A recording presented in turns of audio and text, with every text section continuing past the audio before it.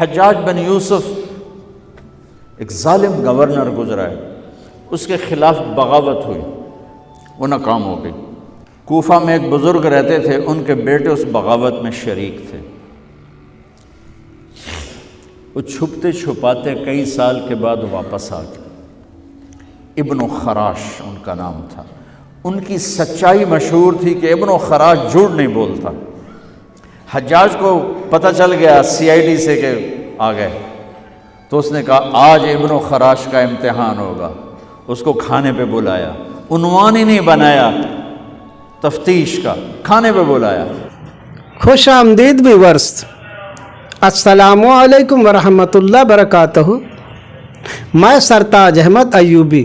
آج ہم جس ویڈیو کا ریئیکشن کریں گے اس کا ٹائٹل ہے ابن خراش کی سچائی کا بیان۔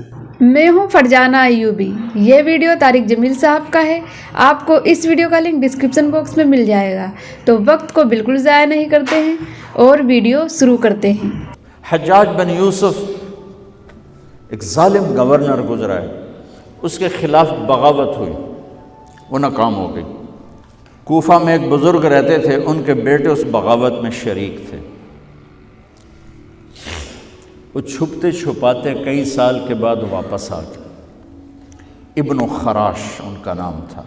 ان کی سچائی مشہور تھی کہ ابن خراش جھوٹ نہیں بولتا۔ حجاج کو پتہ چل گیا سی آئی ڈی سے کہ آ گئے، تو اس نے کہا آج ابن خراش کا امتحان ہوگا۔ اس کو کھانے پہ بلایا، عنوان ہی نہیں بنایا تفتیش کا، کھانے پہ بلایا اور کھانا شروع ہو گیا۔ باتوں باتوں میں کہتا ہے ابن خراش آپ کے بیٹے ہمارے خلاف لڑ کے بھاگ گئے تھے، کوئی پتہ ہے؟ تو ابن خراش ہنس پڑے، کہنے لگے حجاج زندگی موت تو اللہ کے ہاتھ میں ہے، گھر آئے بیٹھے۔ تو اس نے کہا تیری سچائی کو سلام کرتا ہوں، اگر تو جھوٹ بولتا یہیں تیرا سر اتارتا، پھر تیرے بیٹوں کا جاؤ سلام ہے تیری سچائی کو، تیرے بیٹے تجھے مبارک ہوں، مسلمان جھوٹ نہیں بولتا۔ میرے نبی سے پوچھا گیا یا رسول اللہ کیا مسلمان بزدل ہو سکتا؟ کہا کیا مسلمان بخیل ہو سکتا؟ انہوں نے کہا۔ پھر پوچھا گیا جھوٹ بول سکتا؟ کہا نہیں، جھوٹ نہیں بول سکتا۔ تو دو باتیں حدیث پاک کی، صدق و حدیث، حفظ و امانت، یہ دو باتیں زندہ ہو جائیں تمہارے سارے ادارے زندہ ہو جائیں، ہم نقصان سے نکل کر نفع میں آ جائیں گے، نفع میں آ کر اوروں کو دینے والے بن جائیں گے۔ اس ملک میں اتنے خزانے اللہ نے چھپائے ہیں اور اس ملک میں اتنے اللہ نے استعداد والے لوگ پیدا فرمائے ہیں، صرف دو چیزوں سے ہم مار کھا رہے ہیں، ہمارے جو ادارے ڈوب رہے ہیں، وہ گلگت سے لے کر گوادر تک، اس میں وسائل کی کمی نہیں، سچائی کی کمی ہے، دیانتداری کی کمی ہے، اور یہ ریلیٹڈ ہے رب ہونے کے ساتھ کہ ہم نے اللہ کے رب ہونے میں شک کیا تو ہم غلط راہوں پہ چل پڑے۔ رب تو اللہ ہے، دینے والا تو اللہ ہے۔ کون انڈے میں بچے کو بناتا ہے؟ کون پیوپا میں تتلی کو بناتا ہے؟ کون درختوں سے پھل کو نکالتا ہے؟ کون گہرے پانیوں میں مچھلیوں کو رزق پہنچاتا ہے؟ کون سانپ کے منہ میں زہر پیدا کرتا ہے اور اسے پھونکارنا اور ڈسنا سکھاتا ہے؟ تو دو باتیں، سچ بولنا، دیانت داری، دیانت۔ ایک تاجر تھے ابو عبید کپڑے کے، خالص ریشم 400 روپے، ناخالص ریشم 200 روپے، تھان درہم۔ بچے کو بٹھا کے باہر نکلے، واپس آئے تو ایک آدمی تھان لے کے نیچے اتر رہا ہے، ناخالص ریشم۔ بھائی کتنے کا لیا ہے؟ کہا جی 400 کا۔ کہہ رہے بھائی اتنا مہنگا لے لیا؟ کہا بھائی نہیں، مجھے اس میں 100 روپے کی بچت ہے، میرے گاؤں میں یہ 500 کا بکے گا۔ کہا تو اس پہ 300 اور بھی کما سکتا ہے۔ کہا بھائی تو کون ہے؟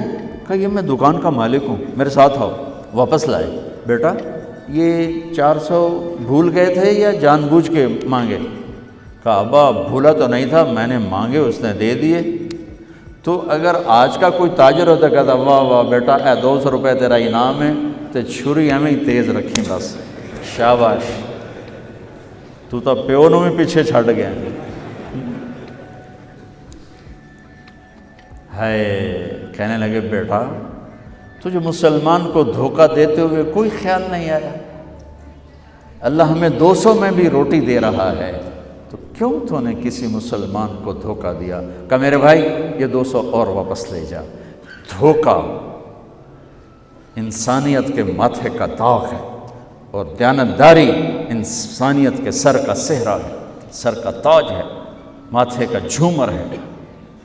دو بات۔ تیسری بات، ان 2 باتوں سے ہمارے ادارے زندہ ہو جائیں گے، ہمارے بازار زندہ ہو جائیں گے، کوئی غریب نہیں رہے گا، کوئی فاقے میں نہیں رہے گا۔ مولانا طارق جمیل صاحب نے اپنے اس بیان میں 2 چیزوں کا ذکر فرمایا ہے۔ اللہ کے رسول سے پوچھا گیا کہ بتاؤ مسلمان جھوٹ بول سکتا ہے؟ تو اللہ کے رسول نے فرمایا مسلمان جو ہے جھوٹ نہیں بول سکتا اور دھوکہ نہیں دے سکتا۔ وہ بخیل ہو سکتا ہے، وہ کنجوس ہو سکتا ہے اور تمام برائیاں اس میں ہو سکتی ہیں۔ جو اوریجنل مسلمان ہے وہ کبھی جھوٹ نہیں بول سکتا ہے اور کبھی کسی کو دھوکہ نہیں دے سکتا ہے۔ آپ نے ایک تاجر کو بتایا، ایک تاجر کے پاس 2 قسم کا ریشم تھا، ایک 400 روپے والا اور ایک 200 روپے والا۔ اتفاق سے وہ تاجر باہر چلا گیا اور اس کا بیٹا بیٹھا ہوا تھا۔